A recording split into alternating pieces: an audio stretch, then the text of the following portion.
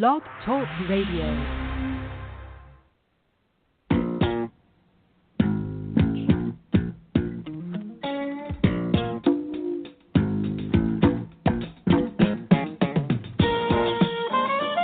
Welcome to On Trial, starring Mark Wahlberg, also starring Sean Comer. Hope you're ready, Hollywood, because you're on trial.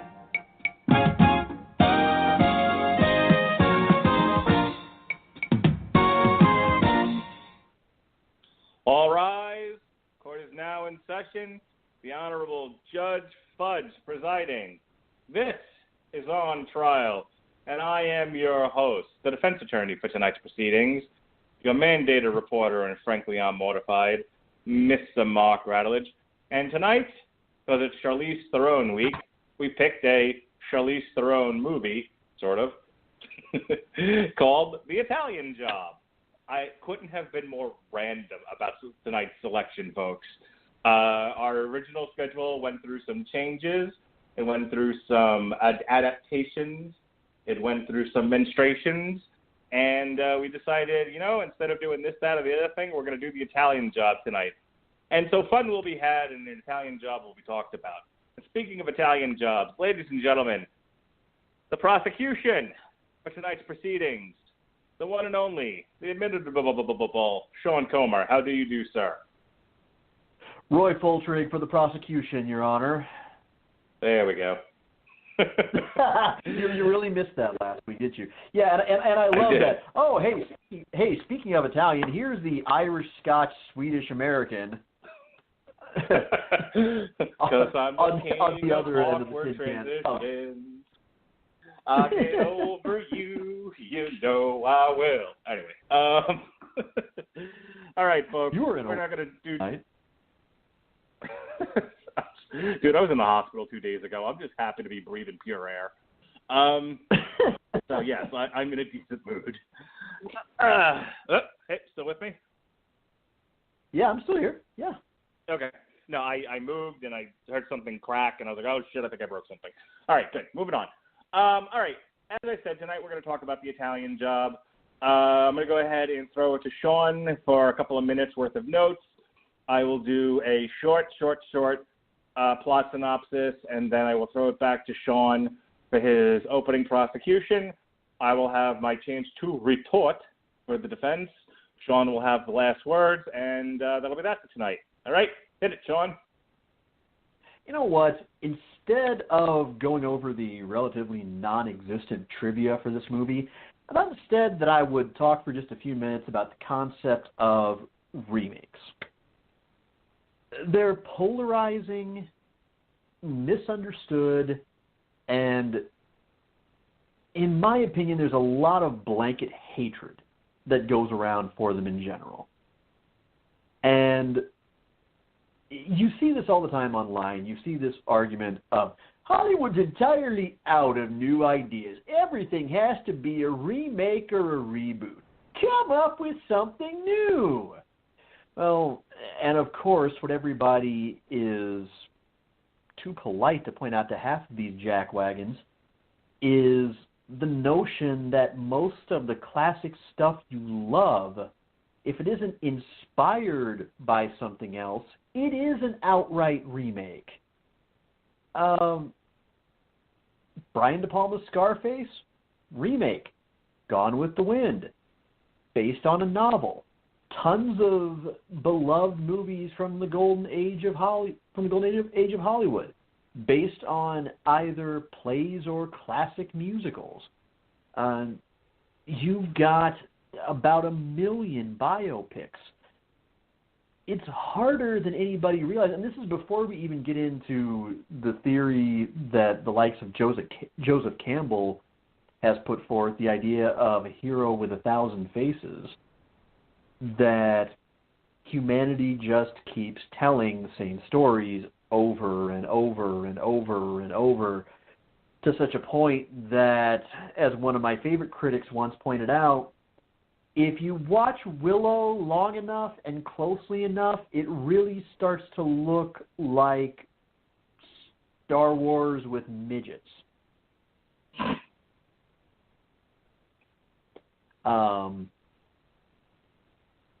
So, knowing that, I'll say this.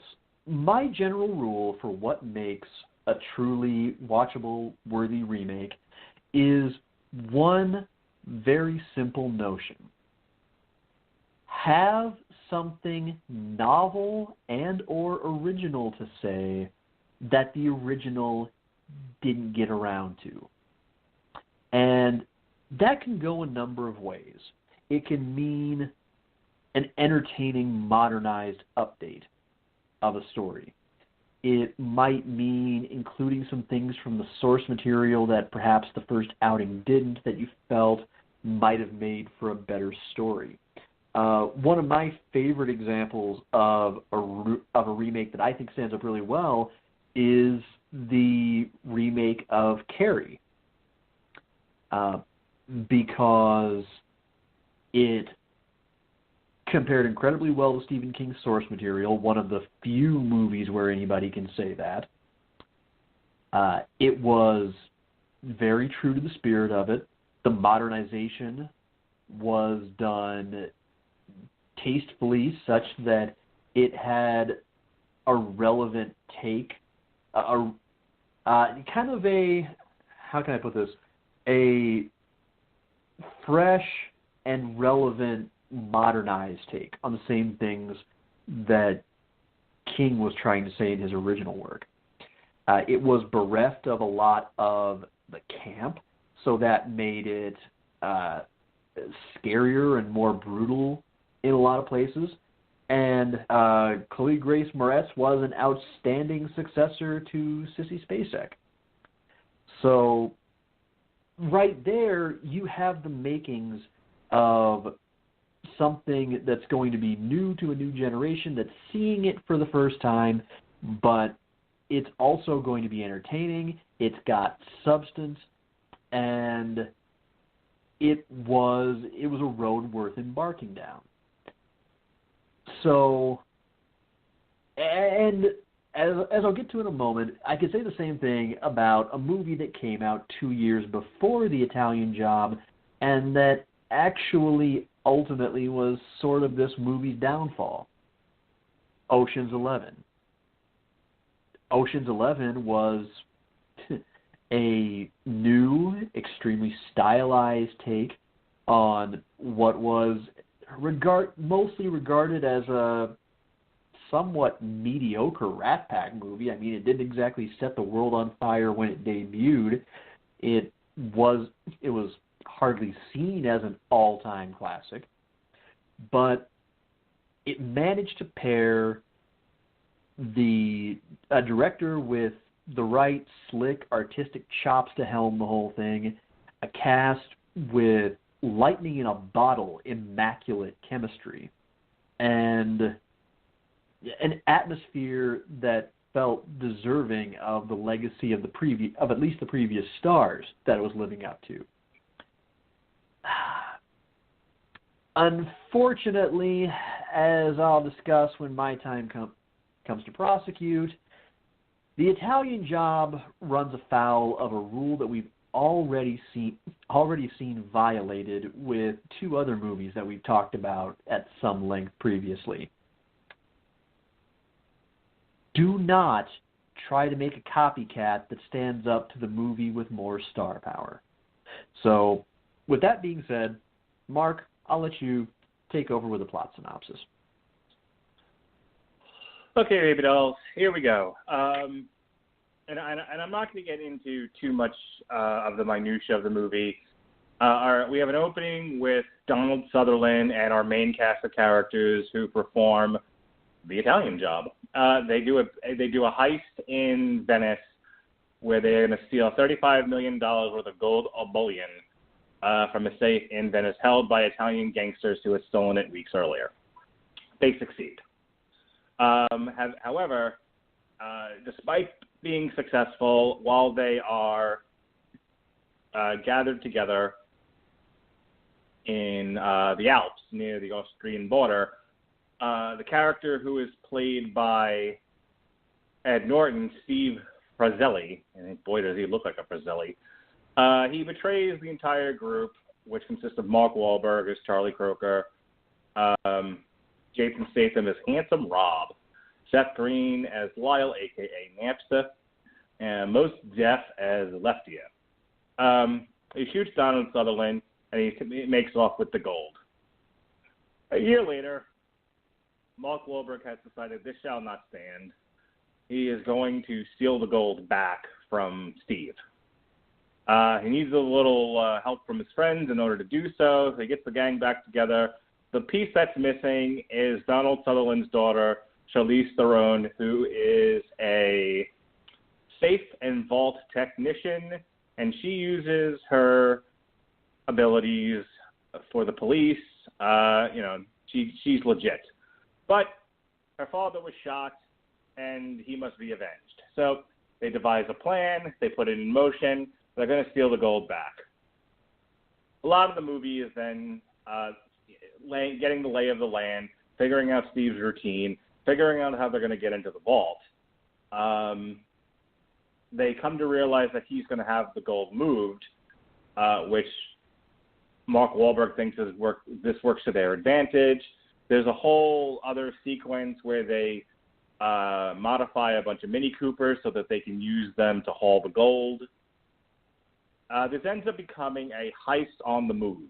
The gold is moving in one of 3 armored trucks. 2 are being used as subterfuge. And Steve is following in a helicopter.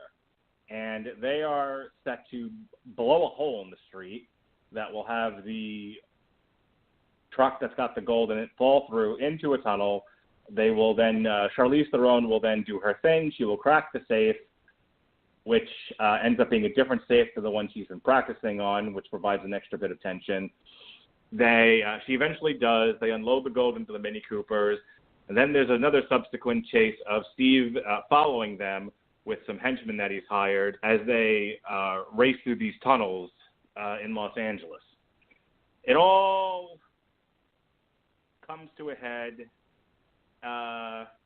at Union Station, I believe, where Steve attempts to get his gold back, but in doing so, he is caught by, and this is a plot element that I missed earlier, he had been slowly but surely selling off gold bars to the cousin of a Ukrainian gangster who was using his store as an operational front for the Ukrainian mob. When the guy started talking, revealing too many details about where the original gold came from, Steve freaked and shot him. Well, you done pissed off the Ukrainian mob now. So, at the very end of the movie, in a ta-da nick of time moment, the Ukrainian mob shows up, kind of like, I can't remember what movie this is, but, it's like when the demons start to pull the bad guy down. It's like, wait, let's make a deal. Nope, hands are pulling you into the gates of hell. The Ukrainians show up, they take Steve away to his doom, and they are able to get away with the gold. And then there's an after thing where everyone kind of, Seth Green buys a stereo that blows women's clothing off. Jason Statham buys an Aston Martin. Charlize Theron and Mark Wahlberg end up together in Venice. And Mos Def has a house in the south of Spain with a lot of books and shoes. So that's the movie. Your witness, sir. Oh, my apologies, your high muckety muckness grand poobah. That's right. It isn't so much that I can really call The Italian Job a patently bad movie. In fact, it deserves some credit where it's due. It's actually a lot of fun. It's just that, it's sometimes hard to invest yourself too much in it when you realize that it's not only a movie you've seen before, it's several movies you've seen before and done better, and then it becomes hard to wonder, Why am I not watching these other movies instead? Unfortunately, it runs afoul of the precedent set by Big Trouble in Little China v. The Golden Child. If you'll recall, for those of you who weren't present for that particular case, the makers of Big Trouble in Little China lost out huge because John Carpenter was expected to make a low-budget indie movie that was going to compete favorably against an action comedy with supernatural Asian themes that starred one of the most high-powered, bankable stars of the 80s, Eddie fucking Murphy. Well, in this case, granted, The Italian Job has got a fantastic cast. Even Mark Wahlberg is actually interesting in a rare blind squirrel finds a nut instance. Charlize Theron is a capable enough female lead. Seth Green, Jason Statham, and Mos Def, all of them immensely charming and entertaining. And once more, Edward Norton is a fine, perfect, just absolutely perfect Weasley villain, much as he was in The Score. One of such movies this movie seems to often ape, in which case it's Norton trying to take his own previous much better performance. F. Gary Gray was an excellent technical choice for a director, an artist of his craft, who put together some superb action sequences, for which he and the rest of the team that produced it, it's well documented, spent a lot of time studying movies like The Bourne Identity, Ronin, and The French Connection. And boy, is it obvious that they didn't try to do much of anything original with it. You're even trying to sort of capitalize on a certain fondness for the original among one portion of your audience by even calling it The Italian Job, even though this movie might as well have little to nothing in common with the original. No, the movie perplexingly tries to do something different from the classic of the same name, but it tries to do it by aping a whole bunch of better movies that came first and already did everything they're trying to do. So it's essentially trying to be original by copying, I guess. And had this beaten Ocean's 11 to the box office a year or two earlier, maybe I would be thinking of it differently. But the fact is, it's another slick, light action comedy that puts together an all-star cast to try to breathe some new life into another bygone beloved movie. Well, by this point, you've kind of already seen it, so it's hard to hold it in too high a regard, except for the fact that, yeah, it's decently well written and it's got some nice action scenes, but I mean, so many times while watching this, I was forced to sit here and go, why am I not just watching Ronin?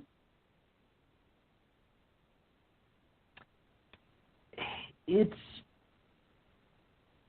hard to give it too much credit because it's essentially like saying that this movie wins at plagiarism. Is that a title that you really want? Yeah, great cast, excellent pedigree, nice effort. You managed to get Donald Sutherland on board. Good on you. But otherwise, I mean, again, and The Score is even another one. I'm watching Edward Norton the entire time, thinking to myself, that international heist movie that he was in with Robert De Niro and Marlon Brando, that at least felt fairly fresh. It felt unpredictable. This one is, yeah, it's a fun little popcorn movie, but otherwise it's a by the numbers, sort of, I guess you could say, cover band, for lack of a better description. Putting together kind of a mostly soulless tribute to another movie that came decades earlier. Sorry if that rambled a little bit, but it's just hard to really necessarily see anything all that necessarily to see a real passionate negative about it, or anything all that positive. It just is what it is. A good excuse to have a marathon with better car chase and heist movies as soon as you get home. Your witness. Okay. Let us give you a scenario. It's an easy scenario. It's an easy enough scenario to understand. I'm going to give you a steak dinner, best cut of meat, a filet mignon. I'm going to give you the best vegetables. This is a Gordon Ramsay. Everything is the best and the freshest and the nicest and the cleanest and that. Okay? So the vegetables, as we say in our home, the vegetables are the best you can find on earth. And we're going to serve it with a beautiful sauce. Okay? And we're going to serve it with the best wine, a $1,000 bottle of wine. And that's the only meal you can eat for the rest of your life. After a fair amount of time, even with the best, even every day, given the best filet mignon, the best vegetables, the best sauce, and the best wine, you would die for a cheeseburger. Okay? You would die for just about anything that was different than what you've been served every single day. So I ask you, why are you watching The Italian Job and you're not watching Ocean's 11 or Ronin or any of the movies that Sean picked? Because life is variety, ladies and gentlemen. The Italian Job is a movie. That's it. It's a movie. It's nothing special. It's nothing groundbreaking. Not every movie has to be. Not every movie's going to be. But variety is the spice of life. Here we celebrate life. All right, now I'm doing Michael Savage. Look, The Italian Job is well acted. The Italian Job is well shot. It looks gorgeous. The Venice scene is phenomenal. The LA scenes are better than some of the stuff shot in any of the Fast and Furious movies or Gone in 60 Seconds. It has a real nice look to it. The heists themselves are fun. I get a kick out of watching them blow the floors up and watching the safes fall in both scenes where that happens, or the armored truck at the end of the movie and the beginning of the safe in Venice. That's all you need. You need a competent cast. Nobody acts badly in this movie. Nobody is unbelievable. Not even Mos Def. Okay? Jason Statham is perfectly charming. Even the prosecution admitted to that. Mos Def is charming. Seth Green is decidedly not the most annoying person in the cast, which is a monumental achievement and should be the one and only defense of this movie. Seth Green didn't completely suck. Seth Green, you're a douche. Thank you. Thanks, Seth MacFarlane. Anyway, Mark Wahlberg gets a lot of crap. He gets a lot of crap from this network. He gets a lot of crap from Robert Winfrey, who thinks he's just terrible. But I think if you're going to be fair to Flair, you would have to say that Mark Wahlberg is a competent actor. The guy's got a pretty good resume on him, and not everything is the one Family Guy joke of, I don't know where I am. I don't know what's going on. I got to go work out. I don't know where I am. I don't know what's going on. I got to work out. The man can act. Let's be fair. And the whole thing that ties the movie together, the heart of the movie, the thing that makes you want to cheer these people, is Charlize Theron. Now, I just picked this movie at random because we were reviewing Atomic Blonde this week, and I was like, everything has got to be synergized. But when you think about how the movie is played out, these are a bunch of no-good McThieves. And the fact that they got turned on by one of their own, and he shoots Donald Sutherland, who gives a shit? They're no-good McThieves, and they got their shit took. It's Charlize Theron that makes you want to cheer them. It's Charlize Theron who is the heart of this movie. It's her performance, and there's a lot of time spent with her. I'll tell you, one of the great cinematic performances in this movie is her fixing Steve's cable. That whole sequence is full of tension. He's trying to ask her out. She's there to do a job and and measure the place and all of that. And she's nervous. This isn't what she does. She's not a criminal. And there's the wonder: does Steve know that she's pulling a con job on him? See, seems that it's not just a heist movie in that respect. There's a sequence that works on multiple levels. Charlize Theron's performance and Ed Norton's performance is phenomenal in just that one sequence alone. And sure, the rest of it is a bunch of fast cars and loose women. All right, maybe not so much the loose women, but definitely fast cars. But isn't that what we want? We want to go to the movies. We want to be thrilled. We want to see explosions. We want to see fast cars. We want to see action. And that's what we got. I don't want to see the same movie over and over and over again.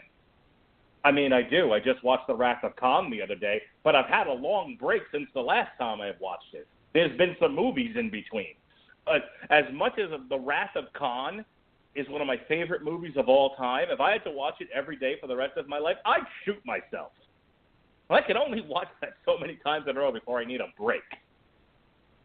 I love The Dark Knight. I was feeling absolutely awful the other day. And I got up in the morning, and the first thing I wanted to do was watch The Dark Knight because it would help make me feel better and pass the time. I haven't watched that movie in months. The Lord of the Rings trilogy, ladies and gentlemen, is a movie that I can't watch without bursting into tears at the end of every single one of them. And even with the Lord of the Rings trilogy, one of the greatest trilogies ever committed to film, I need a break after watching it of at least a month or two.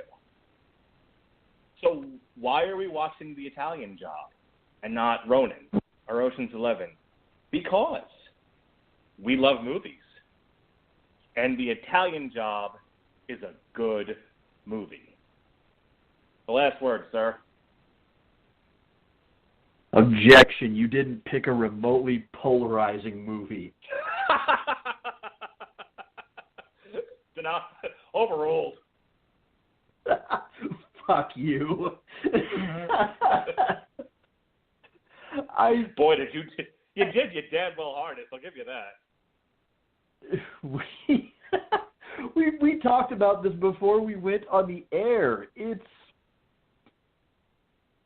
just I actually think that I like seeing the movie now more than I did when I saw it in theaters, because I have this thing that if I try to watch a movie or watch a new TV show, play a new game, listen to new music, whatever, when I'm in the wrong negative frame of mind, I just can't get into it.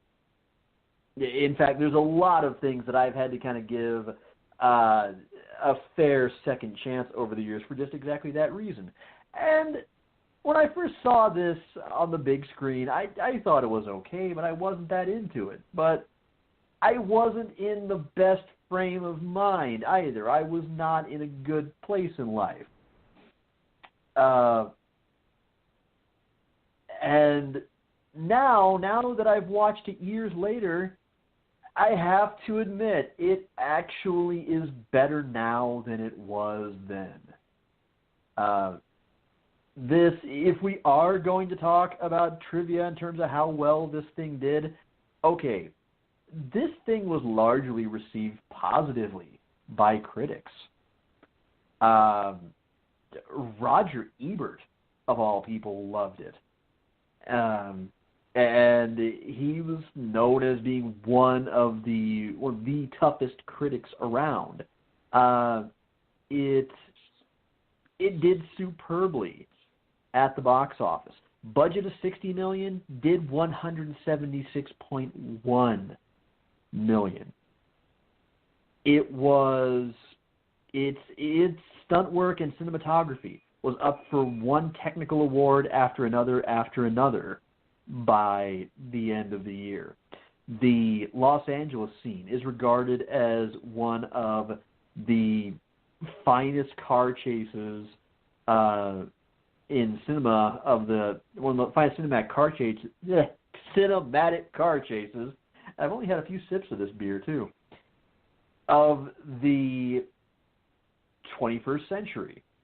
And as much as I tried to play it up, yeah, it's compared to all these other movies, not only because it apes them, but because on a technical level, it actually stands up pretty well.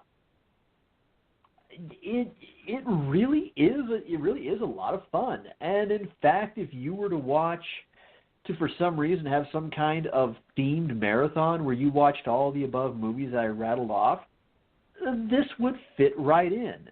It's just that the one thing where I will genuinely say it's a negative is it was really awkward coming 2 years on the heels of Ocean's 11, because the thing about Oceans was not just that it had a massive star-studded cast. It was that they had the kind of uncommon, natural chemistry where you put a bunch of people in a room and all of a sudden it's like a good episode of Whose Line Is It Anyway? Just everything is that fast and that furious and that smooth and that witty. Someone once said that it's basically like the entire movie. You half expect Matt Damon or Brad Pitt or George Clooney, Andy Garcia, Julia Roberts to just look at the camera and go, just so you know, we really are having a fucking good time making this movie. It really is almost like just an excuse for George Clooney and his pals to go to Vegas for a few months. The only thing in this one is, I won't say that the rapport between the leads is quite that natural, but it still comes off really, really well. Seth Green does his quirky comic relief thing, which is what he does. Mos Def proves that he's one of the rare rappers that has the intelligence to transition well into acting and actually make something of it rather than having it just be another phoned-in revenue stream. Mark Wahlberg, it really does stand up as one of his better movies, and he's immensely hit or miss with me. I love Edward Norton. As I've said before, the score is one of my all-time favorite movies. And he is once more just absolutely dialed in. Now, in my opinion, I think a better Charlize Theron movie for us to talk about would have been Aeon Flux. Ooh, I think I would have had to watch Aeon Flux. Yes, but I could have had some positive things to say about that, and also the negative ones are super obvious. So there would have been no wrong way for me to have gone on that one. Because while I admit it's yet another failed adaptation from another medium, and one that really could have and seemingly should have been so much better than it was, I don't think I hated it quite as much as most people do. You know what my favorite part about the show is? What's that? That depending on the movie selection that we try, yes, there's a lot of fun to be had, and more often than not, we tend to choose the polarizing, the ones where there's obvious problems with the movie. So whether you're prosecuting or defending it, there's an argument to be made. But the real fun in this for me is when you're given a movie that has no redeeming qualities whatsoever, or a movie that is perfectly okay with no real issues, and you really have to stretch. You really have to stretch and come up with an argument. You have to do some mental gymnastics. Now, I go back to our Catwoman show. A movie with no redeeming qualities whatsoever, and I was doing all kinds of gymnastics, and we had fun with it. I think that's again the fun of this show is occasionally we're gonna tackle a movie where one of us really has to do some backflips to come up with something. So. Yeah, which I had to for both Well, no, actually, if I recall correctly, I believe I was prosecuting Catwoman, so I had it easy. On the other hand, last week when you asked me to defend Planet of the Apes, I had to go for the most deep left field argument that I possibly could have, and that was sometimes you have to do something wrong to fully understand how to do it right. Yes, sometimes you have to burn the village in order to save it. See, and that's the thing, and that's the other reason why I wanted to preface that with that commentary on remakes. Is I hear that so often, typically before a remake ever even comes out. Oh God, it's going to be terrible. Oh, just another remake. It's worthless. Why are you even bothering? The first one was so good. Why would you want to remake that as opposed to just doing something of your own? Well, because here's the thing. Now, here's a remake that actually, it's a story that has technically been made 3 times by Hollywood. But the most recent one is quite easily the most infamous, and that is I Am Legend. Okay? Here, you have something that's been thrice adapted, and previously starring the likes of, I believe, Charlton Heston and Vincent Price, respectively. But the latest one was meant to be a fairly big, epic, A-list blockbuster starring Will Smith. And among those who are fans of the source material, what really hacked people off about that was the fact that they deliberately, willfully changed the entire scope of the story from the original by changing the ending. Because the original, they filmed the ending from the book, which is, to spoil it slightly, it reveals essentially that Will Smith's character has really been the villain all along, whereas he thinks he's going to become a legend of humanity by curing this plague and raising his species from the ashes. No, in fact, he is a monster of legend among the vampire species that he's targeting. He's feared. He is reviled for his tactics, for how he wants to go about doing what he wants to do, for wanting to wipe out an entire species that has simply evolved into being, that didn't ask to evolve as it did. That's just following its course of nature. Again, that was, of course, changed because the notion that we can't have Will Smith be the villain. Perish the thought. Well, lo and behold, actually, what in places is overall not a bad movie, that's where it fails most, is in the ending.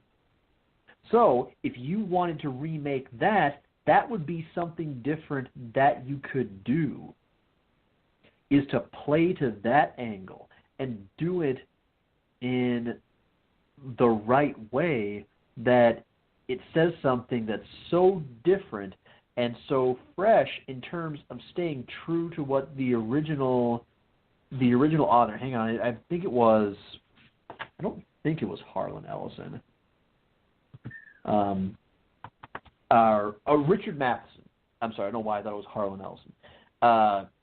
To Richard Matheson's original message, such that people will say, oh, okay, the versions with Charlton Heston and Vincent Price, those were good, but this was a great one. This was the quintessential version of that story.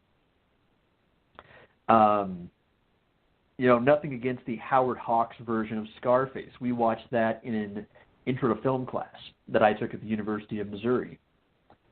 But in terms of entertainment and really adapting that story well to a different setting and carrying over the most crucial central themes of it, the Brian De Palma remake is more memorable. It's a worthy remake because it says something new through the same story. It said something about the times in which we lived.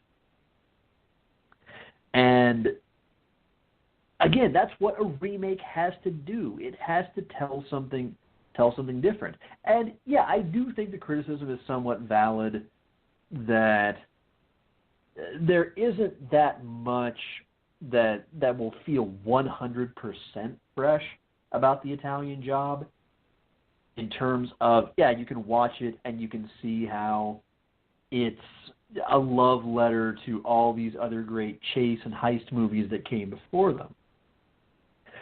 But at the same time, you wish that it were a little more original and that sometimes it didn't make you go, well, that's great, but I've already seen it. There are times where I kind of felt that a few times watching it, but even then, I also had to cave and go, you know what, though? I really am having a whole fucking lot of fun watching this movie. It really is good. No, it's not the original starring Michael Caine, which, by the way, is outstanding.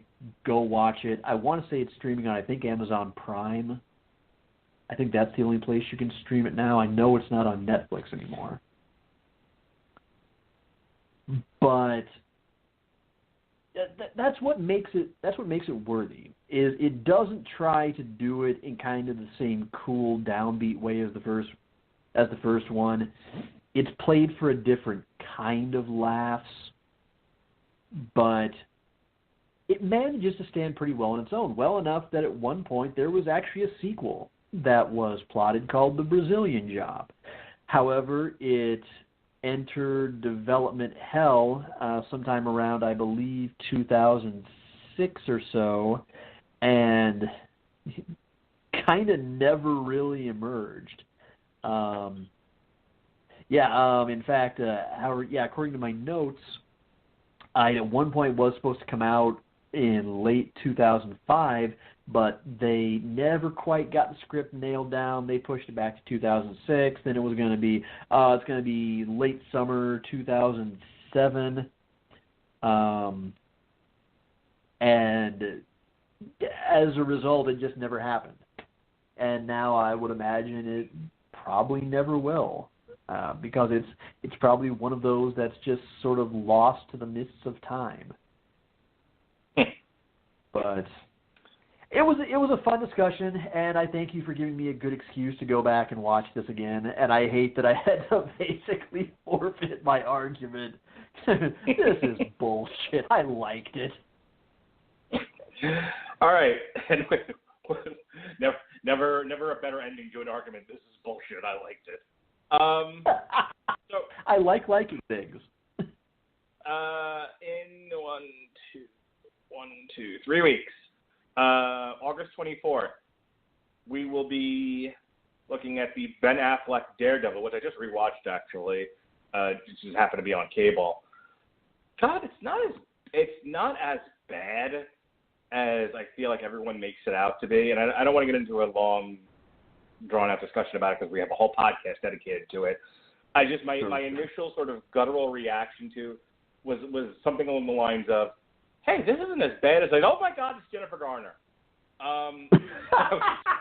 Okay, see, now we're talking. Daredevil is the kind of movie this show was made for, because yes, I can see the arguments both ways, especially knowing what is known about the production of this movie and how it's another glimmering turd of an example of 20th Century Fox's inability to get out of their own way when they have a good thing going. So we will be putting Daredevil on trial. Sean got to prosecute tonight, so he gets to defend. I have that right? I get to be Matt fucking Murdock. Yes, I will be prosecuting Daredevil, and you're going to hear a lot of, God, Jennifer Garner sucks in this thing. And Sean's going to tell you why Ben Affleck's not the worst Daredevil ever. So that'll be fun. In September, the two shows we've got lined up are the original It, and that's going to be September 14th, same week that we're reviewing the new It. And on the 28th, now here's where I do some tremendously heavy lifting, folks. This is the WrestleMania of On Trial. This was the show I put to Sean. I said, I want to do a real special show here. I want to pick the worst movie ever. And I don't remember what, I think it was like on Rotten Tomatoes or it was the Wikipedia list of worst movies ever. And the one that came out as the number one worst movie ever is Ballistic, X versus Severn. And I swore I could defend this movie. Yeah, you have, for reasons I don't entirely understand, because I've never seen it, to be perfectly honest. I've never seen it either. Yeah, you have had a hard-on for this one for a bit. Yeah, now, and admittedly, when you first said, I want to watch the worst movie of all time, I was going, God, don't you dare say The Room, because that's a pointless episode. Nope. I want to see Ballistic X versus Seven to see if it's as bad as it's been made out to be. I mean, when someone says it's the worst movie ever, I'm like, challenge accepted. So see, I've heard a lot. I've heard a lot of movies called the worst movie ever, but to be honest, I had never heard that one thrown out there until you mentioned it. Yeah, I'll have to go back through my notes and figure out where I know I pulled it off. I believe I pulled it off a Wikipedia list, but I don't remember why or how. I'll let you know next show. But in October, we've got Blade Runner, which we'll be putting on trial the same week that we're reviewing the new Blade Runner movie. And then Sean's pick. Oh. Now, this is one Sean's wanted to do all year. We saved it for Halloween. I don't know if he even remembers anymore. But I said we would save it for the month of October. Okay, here we go. Halloween 3, Season of the Witch. And I will defend that one. Okay. Now, this is all leading to something here.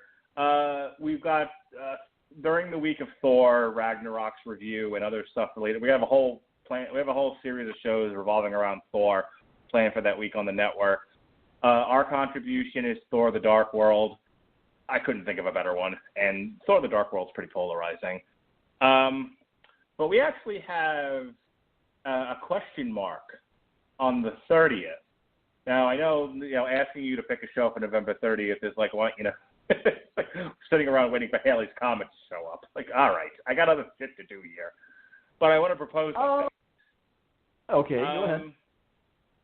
You can either pick whatever you want, or we can do Temple of Doom.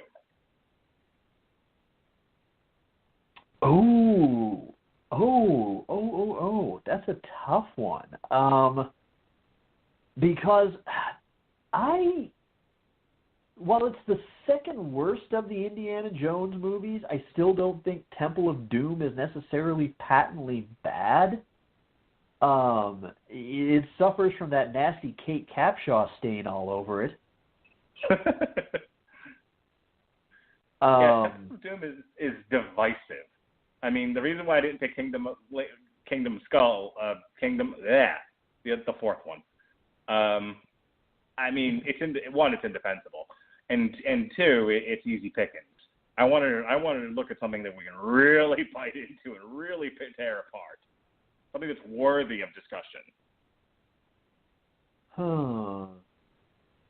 Well, because there were some recent ones that we could also have some fun with in terms of a weird disparity between the people who hated them and the people who loved them. I mean, because we could also do Suicide Squad. We could do Batman v Superman.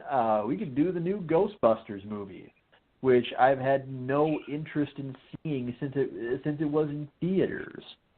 I just rewatched that just to see if I was hallucinating or if I really liked it. Oddly enough, I chuckled. There's a handful of times I legitimately laughed out loud. You know what, though? I'm going to go ahead and I'm going to save those for later dates. I mean, because for one thing, I would think we would want to save Batman v Superman for when Justice League comes out. You know what? That actually is when Justice League comes out. It would have come out the week before, but our show would have been on Thanksgiving, and that's not going to happen. So if you wanted to, we can do Batman v Superman or Suicide Squad. I'm a total SEO whore. Let's go with Batman v Superman. Okay, tell you what. Since we're doing that, hang on, let me get back on the right day here. We can either do. I do want to get back around to Temple of Doom, though. We should eventually do Temple of Doom. Absolutely. 2018 is another year. We can either do it on Black Friday, or we can do it the Thursday before or after Thanksgiving. I'll let you pick. So your choices are the 16th, which is the Thursday before, and Justice League comes out like that day or the day after, or the 30th, which is the week after Thanksgiving, or Black Friday. You know what? Let's have us some fun on Black Friday. Okay. Oh, God, my calendar's fighting me. I will write this down and fix it when I actually have a working calendar. All right, so we're going to do Batman v Superman. I got me doing it. well, oh, fuck off. Cole Marentet got me doing it first, and he started doing it because he heard it on. I forget which podcast it was where that was, because at the time obviously it was stylized Batman v Superman, and I guess on whatever podcast it was, they decided it meant Batman v Superman.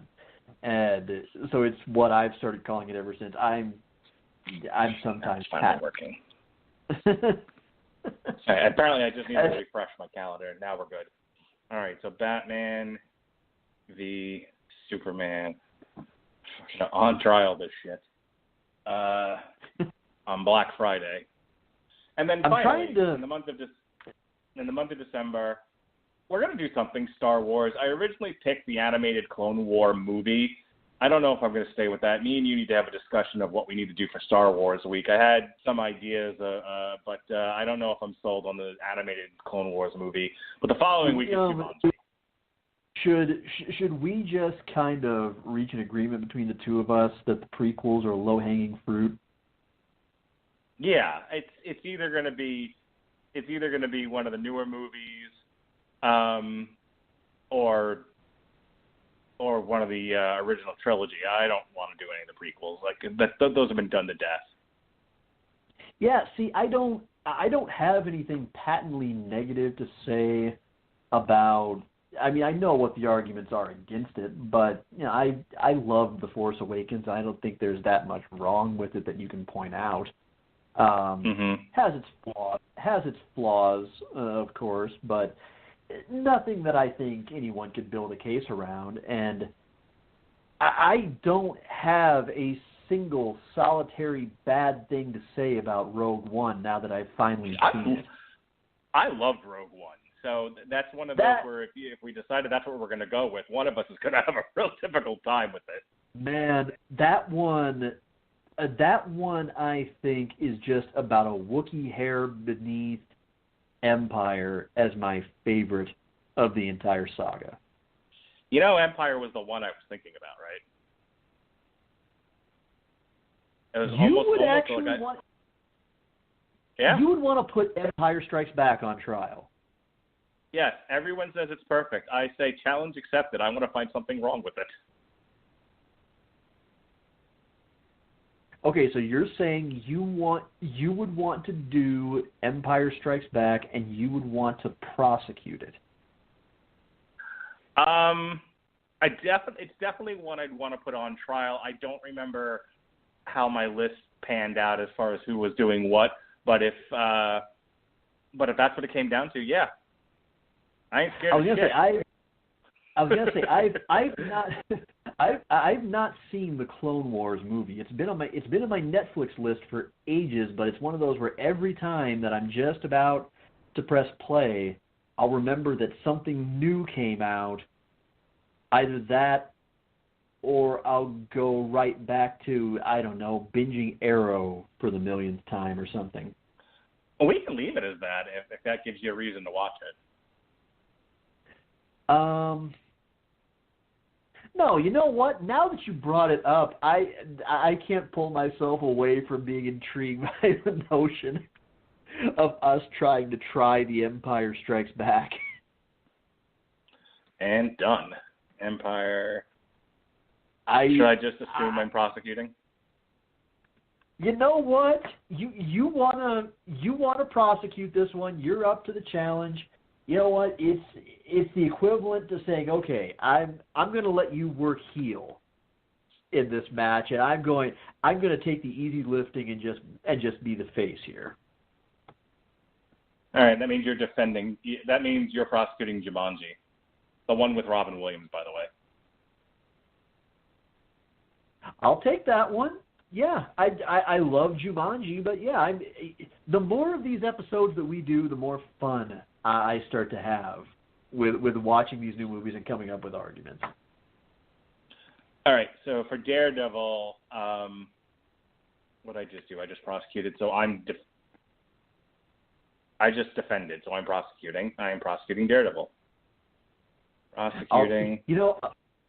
If not for the fact that this is so rooted in the chemistry between you and I, I'll tell you who actually would have been fun to have on for Thor: The Dark World, just because I know he absolutely patently hates that movie. Stuart Lang. All right, I am defending the original It. You are prosecuting. Okay. That's an easier Oh job. Shit! Wait, then the math doesn't work out on this.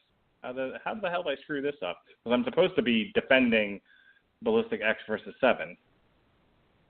How the hell did I screw this up? Because I initially had this perfect, and we must have missed something somewhere. Okay, I just defended the Italian Job, so I prosecuted Daredevil. Yeah, shit. I guess I'm defending 2 in a row then. Defending X versus Severance. This is why I got to write this stuff down. So if I'm defending Blade Runner, then now I'm defending Ballistic, then I'm prosecuting Blade Runner. My God, you masochistic son of a bitch! You want to prosecute one of the sacred cows of sci-fi. Yes. Now that you've said that, I didn't know it was a sacred cow of sci-fi. I knew nothing about Blade Runner other than it's an old Harrison Ford movie. But hell yes. You thought Blade Runner was a horror movie? No, that's one of. I didn't know what Blade Runner was. I just knew it was a sci-fi movie, but I'd never seen it. I still haven't. But now that I know it's a sacred cow, oh yes, I slay sacred cows. It's regarded by some as one of Ridley Scott's opuses. Can't wait. All right, so you're defending Halloween 3. I'm prosecuting. That ought to be a guess. See, okay, mentioning that, let me ask you something. What did you think of Minority Report? Never saw it. You never saw Minority? Okay, I almost want to save that one now for Because Blank Made Me. Okay. Because I feel bad for you if you haven't seen that. All right. Thor: The Dark World, I'm defending. I'm determined to just drag you deeper into this nerdy web. So if I'm defending Thor: The Dark World, then I'm prosecuting Batman v Superman, and you're defending it.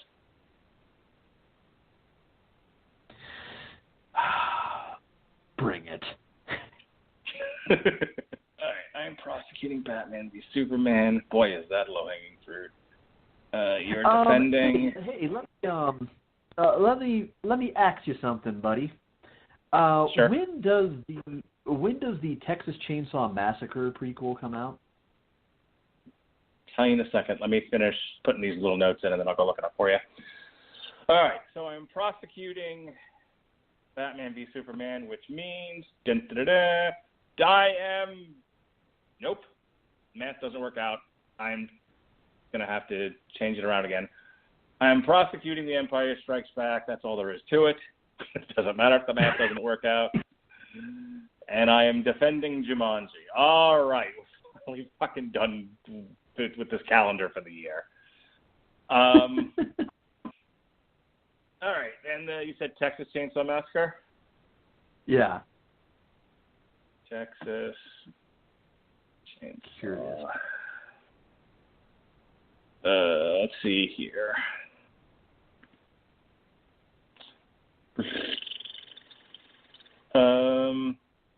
So there's supposed to be a new one coming out? I believe there's a new one on the way. I'm not sure if it's coming out this year or the next, though. Well, it's not coming out this year.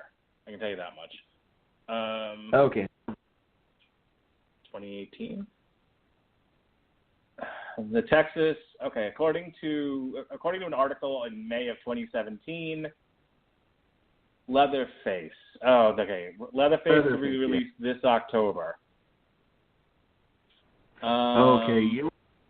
Then again, you also emphatically do not want to do horror movies, so. I will do. Yeah, I will do what's asked of me. I'm going to at this point. At this point, there's no holding back. I was going to say the one that I was going to throw out there is I always seem to like the 2003 remake a whole lot more than most other people do. So if we should want to do a bonus episode for around Halloween, I would be down to defend the Michael Bay produced Texas Chainsaw Massacre remake. Okay, because Texas Chainsaw Massacre, The Beginning. No, wrong movie. That one I refuse. No, that's produced by Michael Bay. This is produced by Michael Bay. It says. So what am I looking for? So was the 2003 movie. Okay. All right, hang on. Maybe. Yep, found it. I got it. Yeah, the one starring Jessica Biel. Oh goodness gracious. Yeah. Okay. Yeah. I like this movie, and I will actually, if you want to do an extra one in October, I would be willing to try to defend that one. We can talk about it, or we can save it for next Halloween. So wait, is there supposed to be another? Okay, is there supposed to be another Texas Chainsaw Massacre movie coming out? Because I can't seem to find hide or hair of it. Well, Leatherface is the one that's coming out. Leatherface is the name of the titular chainsaw-wielding murderer. Okay, Leatherface, 2017 film. That helps. All right. When is this thing coming out? September 21st. Too soon. Yeah, never mind. Scratch Yeah, that. We'll save. Yeah. Oh, okay. I don't even know if this is coming to theaters. Okay. Yeah. We'll save the. We'll save the Texas Chainsaw remake for next October. The film will be made. Just to answer your question, the film will be made exclusive via DirecTV on September 21st, 2017, before receiving a wider release on video on demand in limited theaters simultaneously in North America on October 20th. I'm going to pass on this one.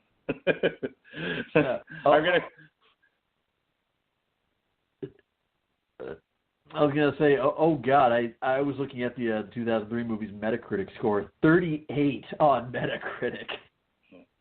Yeah, so this thing isn't even getting a wide theatrical release. I'm going to go ahead and say pass. Oh God, yeah. I did. I honestly thought that it was going to be hitting theaters. Nope. I didn't know it was going to be direct to video. Although, totally off topic. Have you seen? Oh God, I'm trying to remember. I almost wish Andrew Graham were here because he'd be able to remind me what the title of it is. The semi-biopic of Bruce Lee being put forth by WWE Studios. Have you seen the trailer for this? I haven't seen the trailer, but I saw the movie poster at my local theater. I didn't realize it was a WWE Studios production. Yeah, that's usually a signal to stay far away. All right. We both promised each other an hour here, so are we about ready to wrap? Yeah, I would say so. All right, go ahead and whatever you're working on these days, if you're going to do any plugs, just plug away. Okay, I'm still looking for some ways to kind of get back into doing creative entertainment, blogging, podcasting, things like that.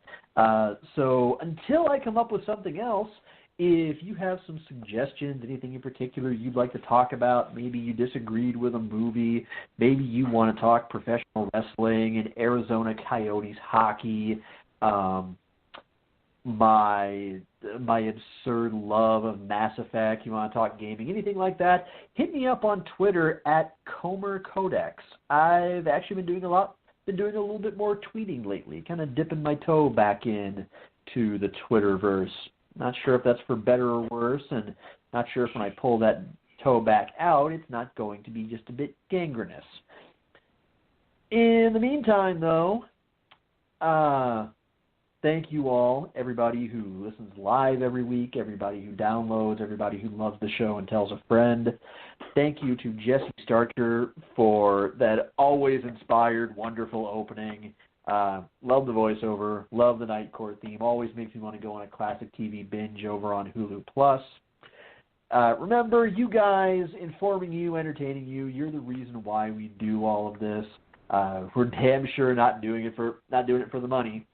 And if you have any movies that you would like to see us put through the ringer, whether it's something you want to see us square off over on trial, or something that you want to see us inflict upon Mark on Because Blank Told Me or TV Party Tonight, let us know over on Facebook, Twitter, wherever. We're always up for suggestions. But in the meantime, remember that $20 will buy mini peanuts, and never dull your colors for someone else's canvas. All right, so I had not a great health week this week, and I unfortunately missed Tuesday's Damn You Hollywood, but it went on without me with our main host, Mr. Robert Winfrey. He did yet another solo show. He's the man. He is my hero. I also missed the Metal Hammer of Doom. I was feeling better, but not well enough to do the show. I just wanted to go to bed. So finally, he and Robert Cooper were able to do Unleash the Archers, Apex. You know, Unleash the Archers is a badass group. Apex is an amazing album. I wish I would be able to discuss it with them. Give the show a listen. Give the album a listen. It's fantastic stuff. However, the only other show I made this week was The Coldest City on source material. We had a discussion about that. That's, of course, the intellectual property that Atomic Blonde was based on. Next week, we've got some Voltron shows. We've got the last Damn You Hollywood of the summer season before our wrap-up special. We've got Goat Whore on the Metal Hammer of Doom. Goat Whore, ladies and gentlemen. And as I said, on source material, we're going to talk Voltron from the Ashes. And then Thursday on TV Party Tonight, Robert Winfrey, Robert Cooper, and I will discuss, dropping tomorrow if you're listening to the show live, the Voltron Legendary Defender Netflix series, Season 3. I'm going to hijack the TV tomorrow and make my kids watch it with me. #parenting. All right, that's it for now. That's all we got. We already went through the on-trial schedule. It's the last 20 minutes of the show. So go ahead and give those a listen. As Sean said, we thank you for tuning in. Court is now in recess. All rise. Be well, be safe, and behave.